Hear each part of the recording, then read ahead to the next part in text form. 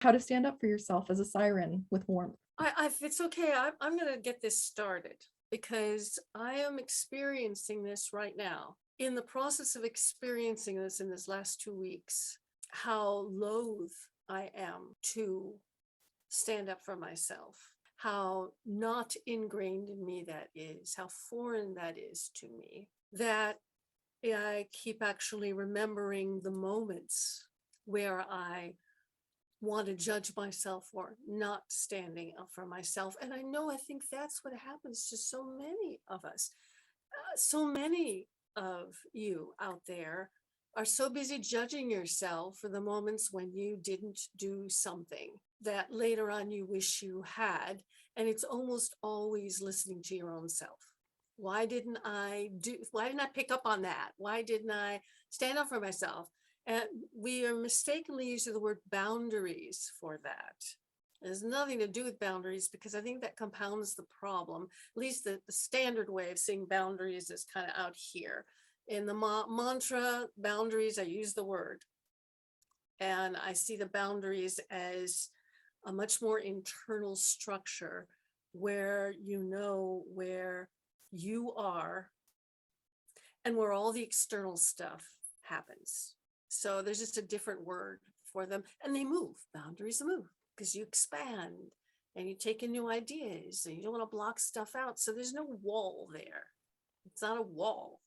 It's something else. So we need to really be able to imagine what that is. So I am aware that through my life, I have always wanted to follow rules, always been afraid of crossing somebody, of making somebody angry. Lily, shake your head. You don't look like that person too.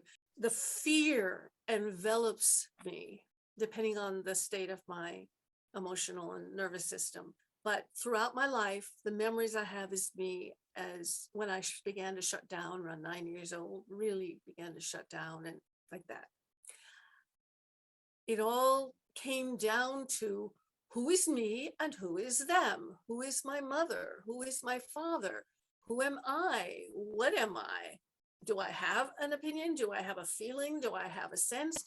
Do I have a choice? Or am I following some path that someone else has either pushed me down, marked out for me? Is everything that I remember in my life choices that someone else laid out for me, and I just gratefully went along, but at the same time rebelled against?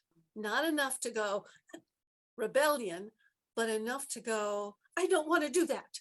Oh, that's to get to grouse and complain, all that. So how many of you relate to that? You do stuff that doesn't come from you, but then you complain about it. So that is a helpless damsel. It's not even damsel in distress because it's so unfeminine.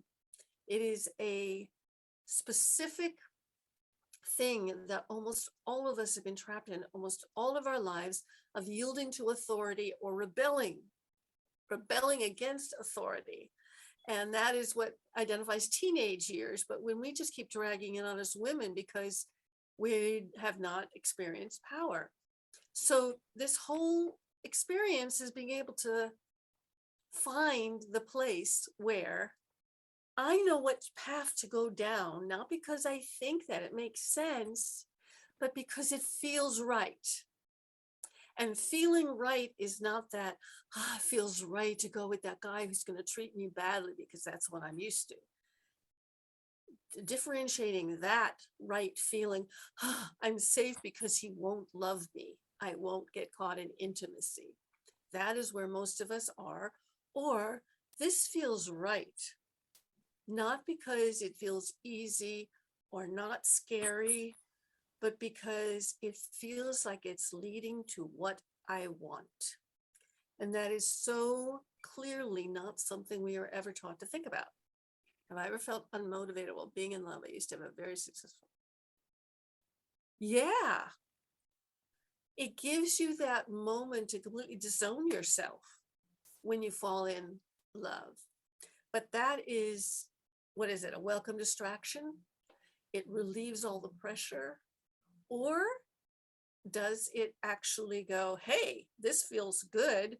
maybe that path I thought I was on wasn't really what I wanted. What do I want in all these areas of my life? And it's like just being born makes me want to cry. Do you ever feel like you're just being born? You got all these choices without all the impact, all the impact, all the stuff that's coming in. By the way, I have a whole bunch of new small programs out to talk about all of these individual things. The next one coming out, I think, is called Impact. Lots of videos and a manual, and they're all like $7 programs, so that you can kind of get a really interesting concept and work with it. And then we're going to do a whole want program, Masterclass, and then a whole course for you that helps you find that path directed by what you want. Not knowing any of that, you're going to come against stuff that you have no idea how to solve, right? A relationship, how do I solve this guy? How do I solve that thing? How do I solve a health problem? Anybody in a health problem where, whoa, you're looking for a doctor to solve it for you, and then you discover that that doctor cannot solve it for you. So you start reading books, and before you know it, you are in hell of trying to find the path through the mystery, right? And the only way to do that, in any way that feels right or buoys up your nervous system, is to follow your intuition, to follow your feminine energy, to find out what you want in the end. This last week, I was caught up in healing my dog from an ear hematoma, which has about 20, 30, 40 different ways of doing everything from surgery to home care. And hardly anybody talks about what you do after. And it's like this big minefield. You'd think they would have figured it out, right? No. And just think about human health. There's a million ways to do everything. We now have to take everything in our own hands. And I found myself caught in the frustration between knowing what I knew was a better path because of my research and what the doctor was saying. So have you ever found yourself with your man saying blah, blah, blah, blah, blah, blah, blah, doing blah, blah, blah, blah, and yourself going, well, that sounds reasonable and okay, and I don't want to fight that, and this, or damn, that makes me so mad, I just want to, any of those things, before you get to go, what do I want? I want to feel loved. I want to feel held. I want my dog to be healthy and not have to wear kid gear and stay alive and be good. I want that. It doesn't matter what the doctor said. It doesn't matter who that person is. It doesn't matter what's going on in the conversation with your man. It doesn't matter that you're getting all upset. None of that counts for anything. And wanting to fix it in the moment does not help.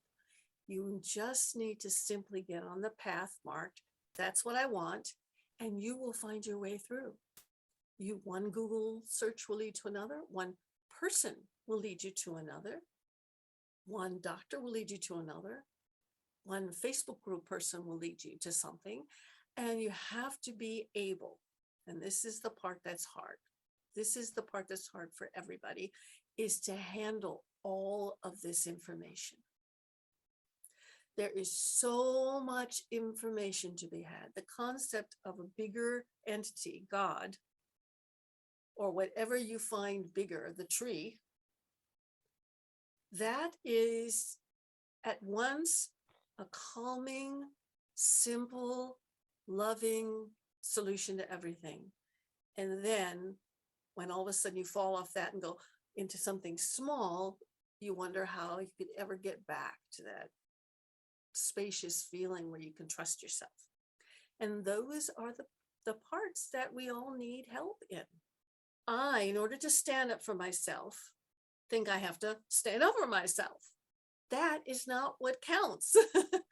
Just because somebody says something and the doctor's going to do that, standing up for myself, why would I need to stand up? He's not, that doctor's not saying do or die and I have to get out a warrior spear. Yeah. I'm just arguing with myself because, I just want to do the easy thing and I want to follow directions. And actually, it doesn't feel right. And what the hell do I do? That's what's going on. So what you do then is you have to stand back. Stand back. And then you have to say to yourself, what is it I want? I want this solution. I want this feeling. I want to feel this thing, and I don't feel it right now. However, I don't have anything better to offer in this moment. I can wait for 4 days and I can't. Sometimes you're in that situation. So that's when I say, well, then that's the right next step. You're there because it's the right next step. Why bother fighting it? And this is the part of standing up for yourself that I think is so confusing to us all. Am I confusing you already?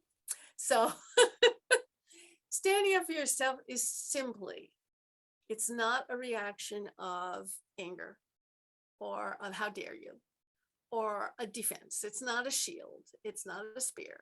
All it is, oh, I can stand up strong enough to take this in. I can feel what's going on. You can impact me all you want because I can let it go through me and I can feel it. And I am strong enough to gather that information. I can do that. And then I can trust myself to make a decision about what step I take next. And that is where it happens.